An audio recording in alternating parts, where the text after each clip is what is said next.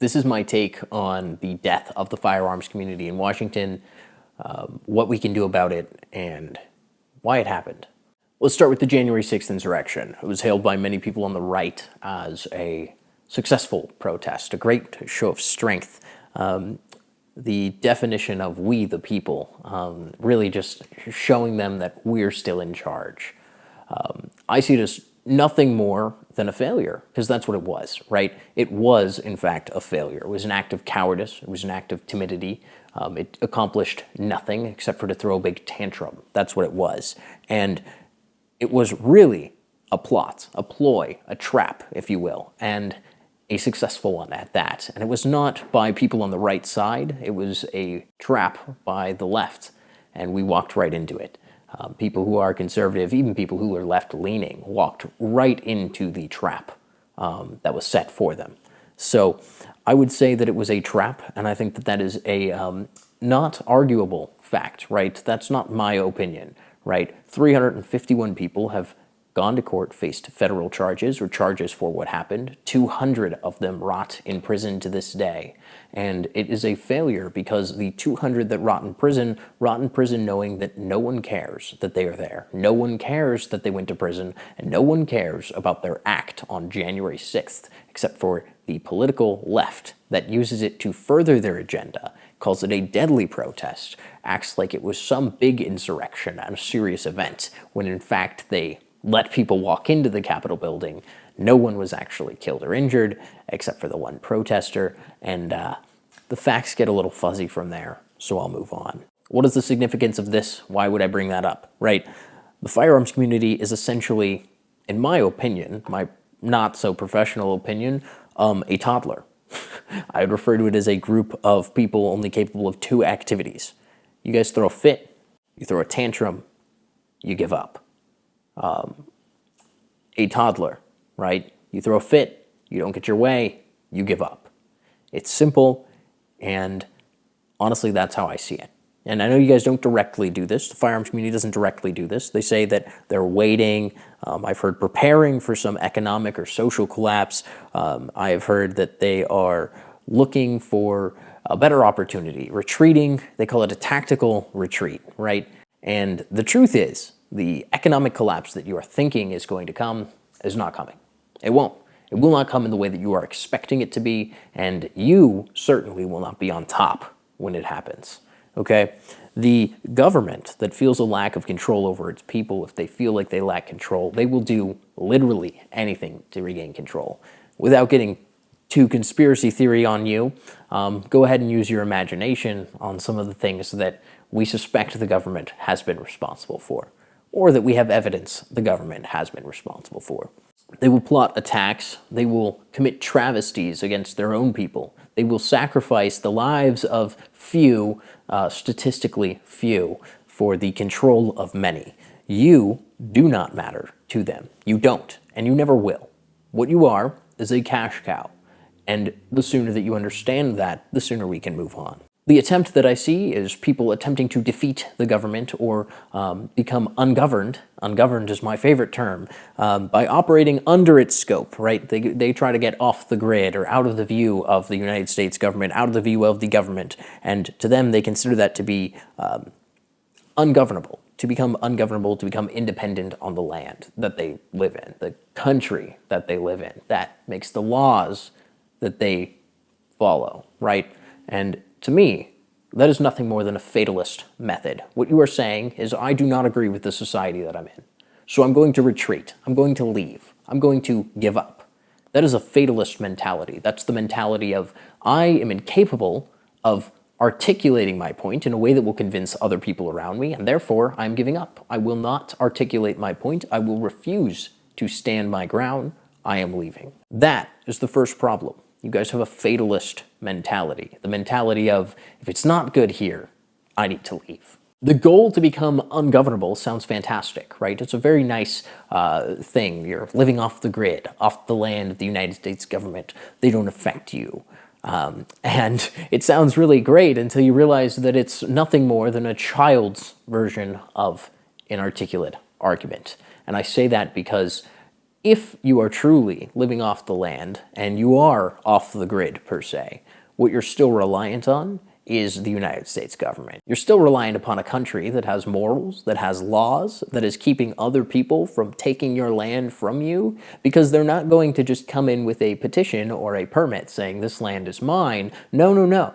Because if what happens, or what you think is going to happen, where there will be no government, there will be anarchy, and people will become just obsessed with getting anything they can, they won't approach your land gently, they will take it over, right? That becoming ungovernable, living off the land, off the grid, is fantastic only at a surface level, and only when there is a country operating around you, preventing people from needing your resources and attacking your land. Now, I would say that you have to live in a society where you impose your morals upon others. And I say that truthfully. If your morals and standards are not imposed upon the society that you belong to, that you're part of, it will collapse, right? How are you going to prevent someone from shooting you if you believe I shouldn't shoot someone in cold blood, and they think, I see that guy, I want his land, I will shoot him in cold blood and take his land? So what this results in truly is not people who are ungoverned and off the grid. It results in little communes or struggles for power across the nation, little small nation states, little small areas where someone has become in charge. And it usually is not the most moral guy at the top of the food chain. Let's talk about leaving the state that you're in. As many people have done, leaving the state of Washington has been a huge migration period for people who are on the right. They've left Washington, they've said, I'm done with this state, I give up, I was raised here and I don't know what happened, I'm leaving, I'm going to a right-leaning state. They call it a tactical retreat, they call it a leave, you call it whatever you want, but to be honest, I consider this to be a strategy of laziness, a strategy of cowardice to leave, because the society isn't my society, so I'm leaving, I'm finding my people. Yes, that's great, but the left will bring their society with them, right? They bring their culture with them. They stand firm on their views, and they push you, and they take as much as you will give them. And you, being the superior, the morally superior right, give them as much as you can, as long as they don't impact your rights. And that seems to be the going rate for people on the right. They say, well, it doesn't affect me, so I'm okay with it. It doesn't impact me, so I'm fine with it, and I'm going to do that. In my opinion, the strategy of the left is far superior to the strategy of the right. The left leaves a state like Washington, and they take their ideals with them. And the right leaves the state of Washington, and they take their ideals with them. The difference is the left gets to Idaho, and they say, we need to change the education system. We need to teach the kids to believe what we believe. We need to force this down people's throats. And you are a bigot, you are full of hate, and you are infringing on my right to freedoms and my rights to live by not letting me teach your kids this, by not letting me teach this in the schools, by not letting me just live my life the way I want to. And I don't think that this is fair, because as a taxpayer, you pay for the education system in the state that you live in. You pay for the education system in the state that you move to, right? And so for the left to come and take over that education system, and you still pay taxes, so you pay into that. You are literally paying to educate kids in a way that is counterproductive or counter to what you believe. And to me, that's foolishness. And I think homeschooling your kids should not be something that you should be forced to do. It shouldn't even be something that you'd have to consider, because you should be so confident in the education that they're going to receive from the public school system of the state that you're in or the county that you're in, that you send them there willingly, and that you want them to learn everything that that school has to teach them. And if you are not getting that, you're not giving them that education, and you're funding it as a taxpayer, that should piss you off. So to review here, I basically just ruined your mantra. I called you a fool for believing in a fantasy world of little micro-communities, or let's be honest, a socialist empire of everyone working together in a commune to provide for each other, whatever you want to call it, becoming ungovernable, or in these little groups of people who think alike and think like you, without affecting the societies around them. I stand by it. If history is any indicator, which I believe it is, A socialist empire cannot and will not exist. These perfect societies that don't affect the societies around them, don't affect the people around them, this perfect little town that's conservative that you move to in Idaho, it will not stay conservative, because if a liberal moves in there and they change the policies, they change your rules, they fight for it, and you give them any ground, well, your little conservative town will become more and more liberal until you're sitting there and you go, what happened? How did this happen? I had no idea that this was going to happen, and it's because you gave an inch and they took a mile. You gave an inch at all, and they took an inch. And sometimes you do. You give an inch, and they just take an inch. But they'll keep doing it, and they'll keep trying, and they'll keep pushing, because they're not fatalist like you. They don't give up like you. And in my opinion, this fantasy land that you guys live in, that I've called you out on, I don't know if it's you who's watching this, but it tends to be the general consensus on the right that they'll be able to be ungovernable or independent from this nation. It doesn't exist, right? What it's going to lead to is socialist ideologies or socialism. And socialism is very often referred to by Marxist scholars as the first and necessary phase to move from capitalism to communism. So now I've presented you with a problem, right? And I've called you an idiot, which I'm an idiot too, if it makes you feel better.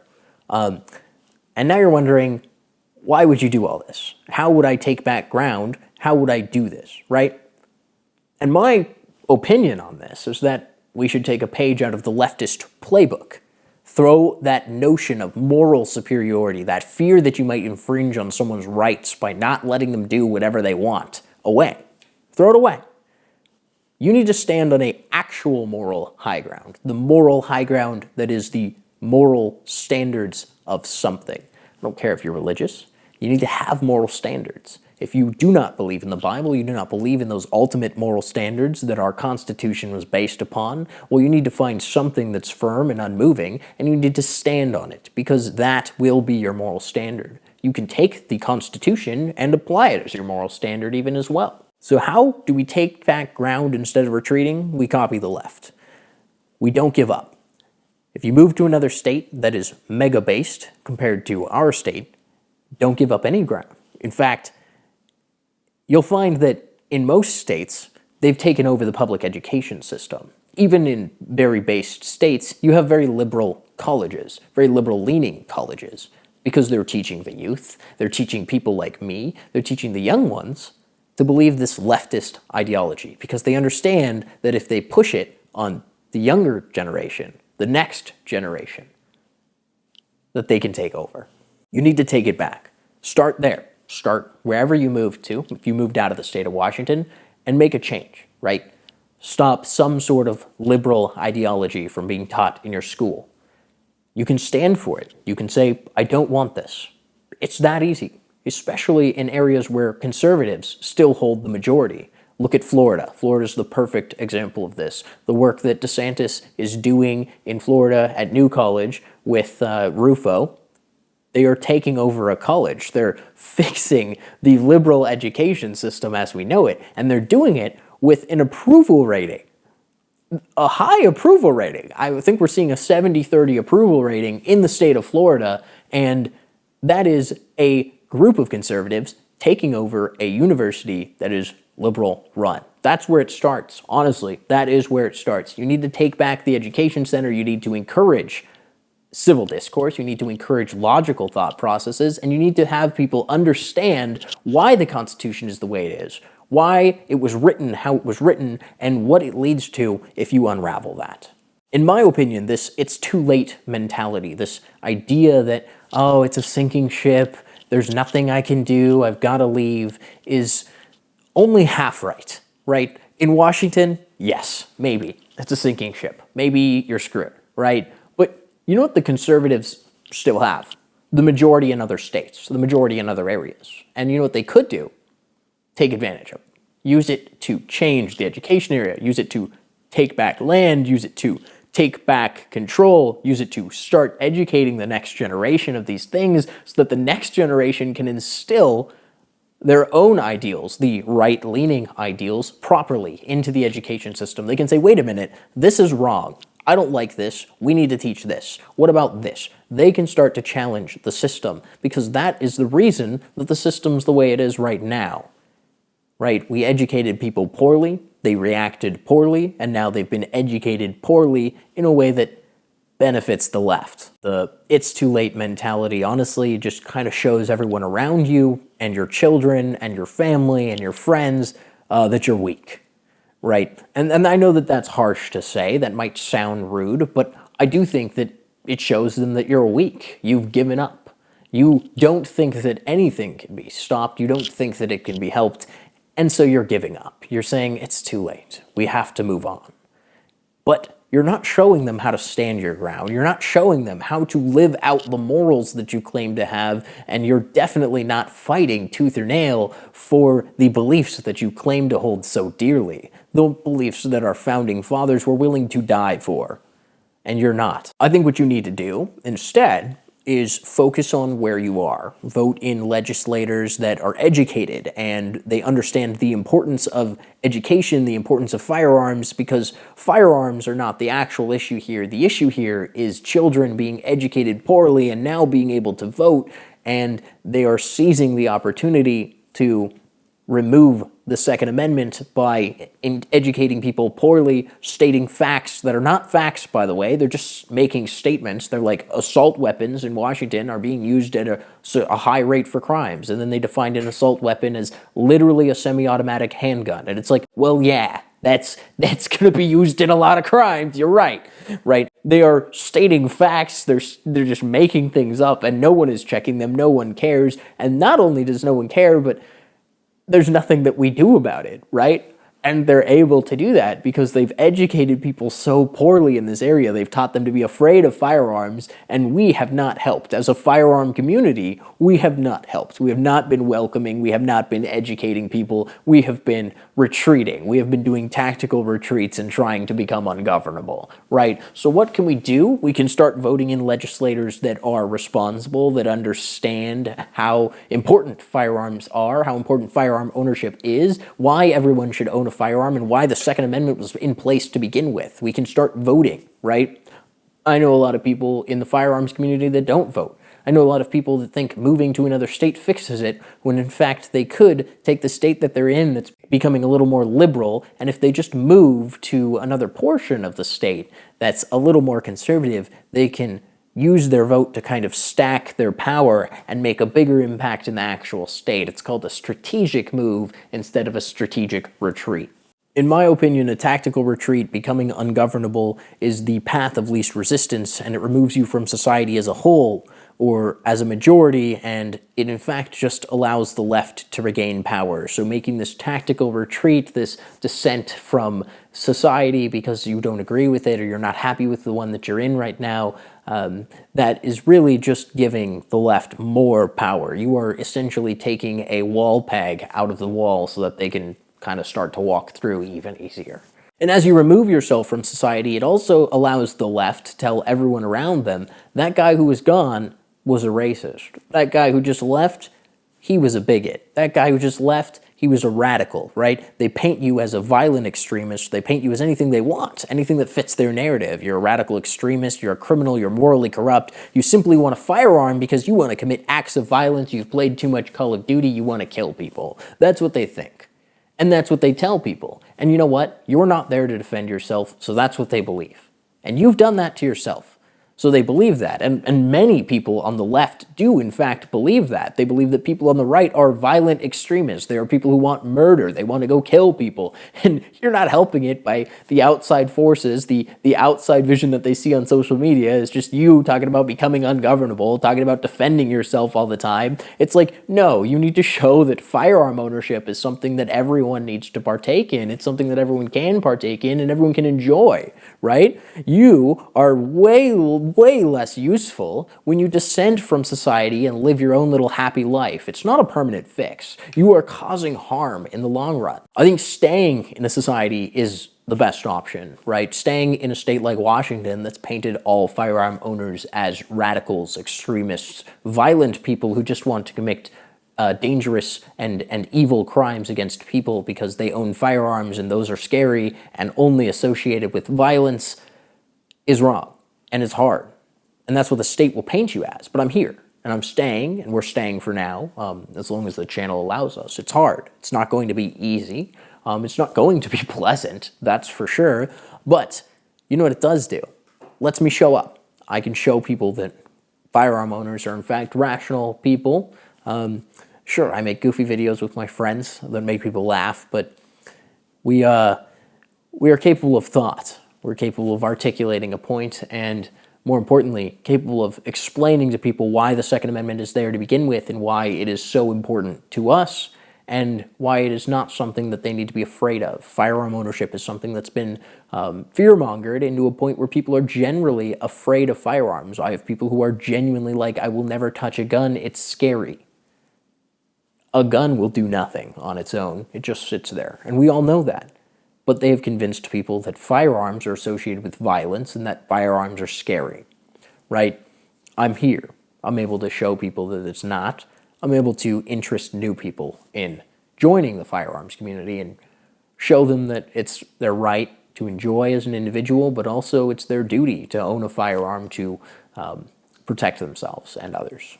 Ironically, this isn't something that is unanimously accepted by our community either. People in the firearms community constantly ridicule and comment on our posts even because of the way that I dress, the way that I behave, and the way that I just present myself, right? And it's ironic to me that they would try to make someone not feel welcome in the firearms community just because of how they dress. The firearms community has often been painted as the Carhartt jean community or the Carhartt wearing community or people who dress like rednecks, live in the country and kiss their cousin, right? And I am a complete contrast to that, just the way that I dress, the way that I behave, and ironically enough, my fashion, the way that I am, is a stark contrast to your typical firearm owner. And because of that, you can look through the comments on some of our posts, but I have been ridiculed for that by people in the firearms community, and that's not very welcoming to people who look like me, because believe it or not, there's a lot more people out there that are like me, that look like me, act like me, have the same hobbies as me, and are finding that firearms are kind of enjoyable. They're kind of fun, and not only are they fun and enjoyable, but they're also extremely useful tools, and I believe that as an American, you have a duty to own one, learn how to use one, and learn how to use it efficiently and effectively.